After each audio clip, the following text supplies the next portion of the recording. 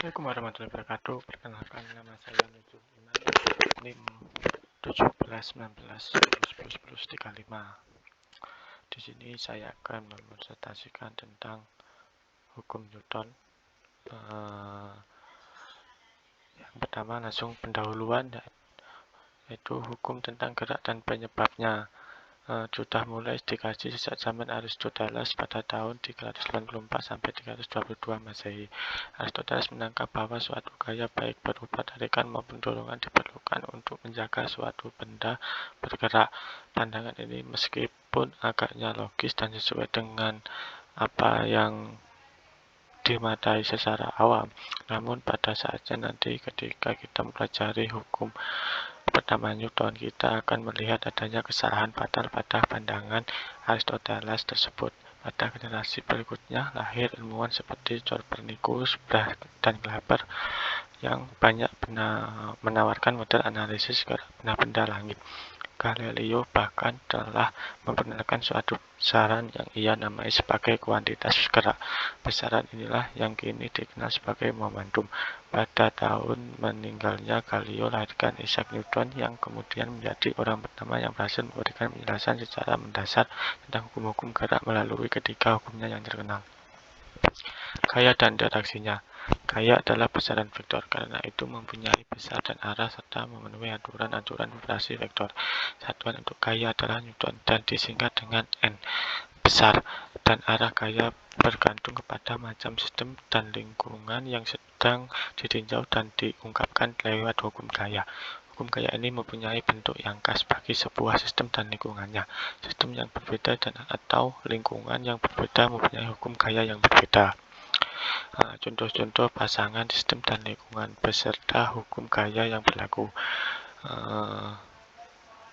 Yang pertama adalah pasangan benda titik sistem pasangan satelit bumi, gaya gravitasi. Benda di dekat permukaan bumi, yaitu gaya berat. Benda diikat dengan tali, yaitu tegangan tali. Yang benda bersentuhan dengan lantai, yaitu gaya lantai, gaya normal, gaya gesekan. Benda diikat dengan bekas, yaitu gaya Hooke. Dan benda terbenam dalam fida, yaitu gaya apung Archimedes. Dan terakhir adalah benda bermuatan Q bergerak dalam medan listrik E dan medan magnet B, gaya Lorentz. Hukum pertama Newton. Hukum pertama Newton dirumuskan sebagai berikut. Dalam kerangka inersial, setiap benda akan tetap dalam keadaan diam atau bergerak lurus beraturan, kecuali jika ia terpaksa mengubah keadaan tersebut oleh gaya-gaya dari lingkungan tempat benda berada. Yang kedua adalah hukum kedua Newton. Hukum kedua Newton menyatakan bahwa hubungan antara gaya dan perubahan keadaan gerak secara kuantitatif. Newton menyebutkan bahwa kecepatan perubahan kualitas gerak suatu partikel sama dengan resultan gaya yang bekerja pada partikel tersebut. Dalam bahasa kita sekarang, kuantitas gerak yang dimaksudkan oleh Newton diartikan sebagai momentum P, yang didefinisikan sebagai P sama dengan M kali V, dengan M adalah massa partikel dan V adalah kecepatannya. Dalam mekanika klasik, pada umumnya massa partikel adalah tetap. Hukum kedua Newton dituliskan sebagai berikut. F dP per dt sama dengan dm kali V. D per dt, M dV per dt, F sama dengan ma. Hukum ketiga Newton. Setiap gaya mekanik selalu muncul berpasangan sebagai akibat saling tidak antara dua benda. Bila benda A dikenal gaya oleh gaya B, maka benda B akan dikenal gaya oleh benda A. Pasangan gaya ini dikenal sebagai pasangan aksi-reaksi menurut hukum ketiga Newton. Setiap gaya mekanik selalu muncul berpasangan, yang satu disebut aksi, yang lain disebut reaksi. Sedemikian rupa sehingga aksi bereaksi. Beberapa jenis gaya. Yang pertama adalah gaya berat. Gaya berat sendiri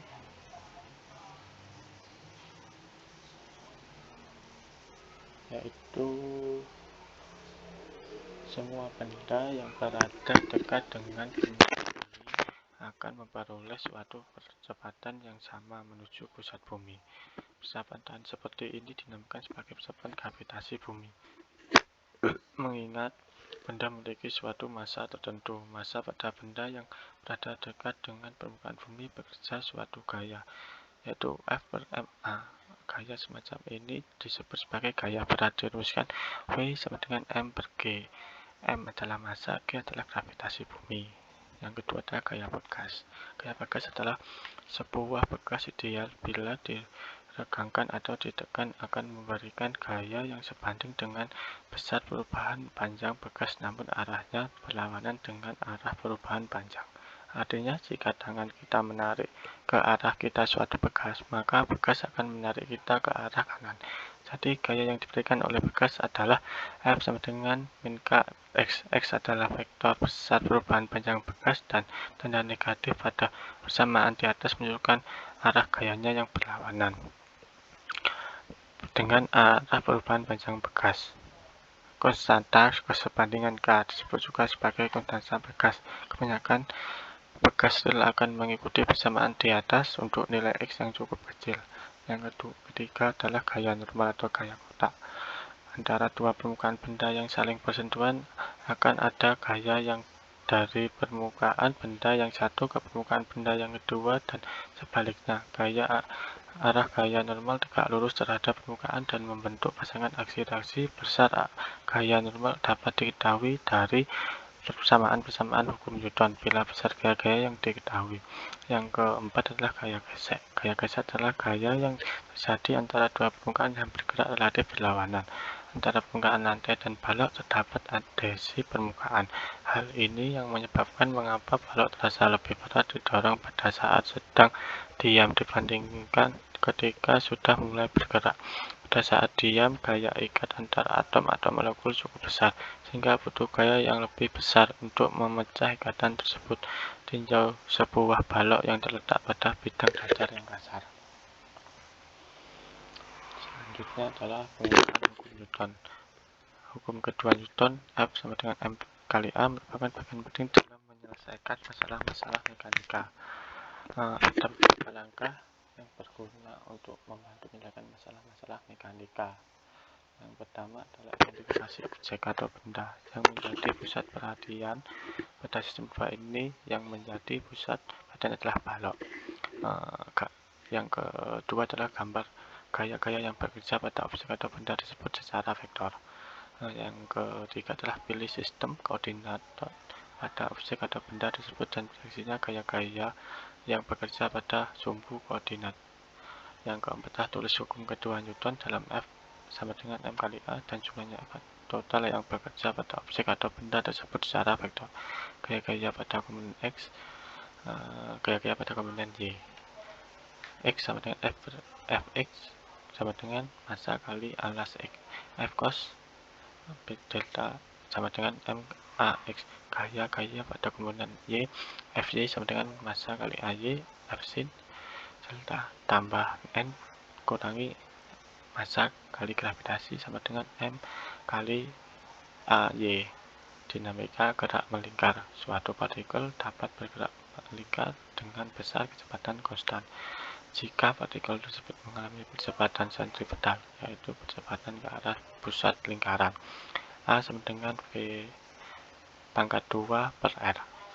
Berdasarkan hukum kedua Newton bahwa apabila sebuah benda bergerak dipercepat, maka pada benda tersebut bekerja suatu gaya. Maka pada kasus ini bergerak melingkar pada benda tersebut bekerja gaya yang arahnya juga ke pusat. Gaya tersebut dikenal sebagai gaya sentripetal. Contoh sebuah balok yang diputar vertikal dengan tali pada posisi di A, gaya yang menuju ke pusat adalah tegangan tali T dan berat balok W. Jadi Fj sama dengan T tambah W. Pada posisi di bawah, gaya yang menuju ke pusat adalah tegangan tali T dan berat balok W. Arah menjauhi pusat, jadi Fj sama dengan T min W. Terima kasih. Dari saya, kurang lebihnya mohon maaf. Apabila ada kata dan kurang berkenan, saya mohon maaf. Wassalamualaikum warahmatullahi wabarakatuh.